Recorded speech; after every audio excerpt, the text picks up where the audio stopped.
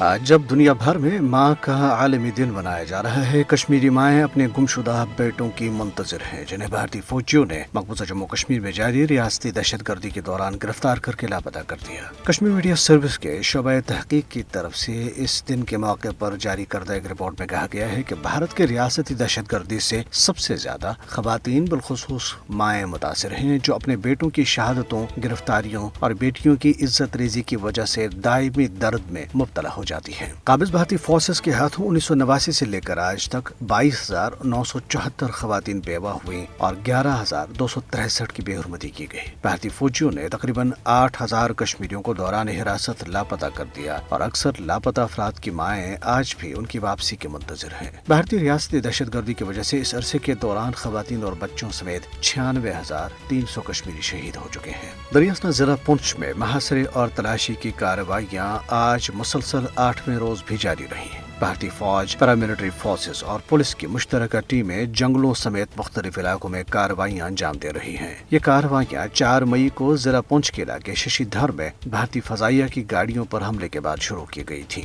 بھارتی فوجیوں نے کارروائیوں کے دوران درجنوں نوجوانوں کو گرفتار کر لیا ہے۔ قابض فوج نے مہور اور ریاسی میں بھی چھاپے مارے اور لوگوں کو ہراساں کیا۔ ادھر مقبوض آبادی کے ضلع شوپیاں اور بانڈی پورہ میں بھارتی فوج نے چھاپوں کے دوران 3 نوجوانوں کو گرفتار کر لیا۔ کل جماعتی حریت کانفرنس نے اقوام متحدہ اور انسانی حقوق کے عالمی اداروں سے مطالبہ کیا ہے کہ وہ بھارت اور مقبوضہ جموں کشمیر کی جیلوں میں بند کشمیری سیاسی نظر بندوں کی رہائی کے لیے مداخلت کریں۔ حریت کانفرنس کے ترجمان ایڈوکیٹ عبدالرشید منہاس نے سری نگر میں جاری ایک بیان میں مسلسل جبر کے باوجود حق کے خود ارادیت کے حصول کے لیے جدوجہد جاری رکھنے کے کشمیری عوام کے عزم کا اعادہ کیا۔ بیان میں بھارتی جیلوں میں مقید کشمیری نظر بندوں کے ساتھ روا رکھے جانے والے غیر انسانی سلوک پر تشویش کا اظہار کیا گیا اور تنازع کشمیر کے حل کے لیے مذاکرات کی ضرورت پر زور دیا گیا۔ کل جماعتی حریت کانفرنس نے سینئر حریت رہنما میر وائز عمر فاروق کی گھر میں مسلسل نظر بندی کی بھی مذمت کی۔ دوسری طرف نیشنل کانفرنس اور پیپلز ڈیموکریٹک پارٹی سمیت علاقائی جماعتوں کے رہنماؤں نے سری نگر میں انتخابات سے قبل اپنے کارکنوں کو ہراساں اور گرفتار کیے جانے پر تشویش کا اظہار کیا۔ انہوں نے پارٹی کے گرفتار کارکنوں کی رہائی کا مطالبہ کرتے ہوئے کہا ہے کہ مودی کی زیر قیادت فسطائی بھارتی حکومت انتخابات میں دھاندلی کی کوششیں کر رہی ہے۔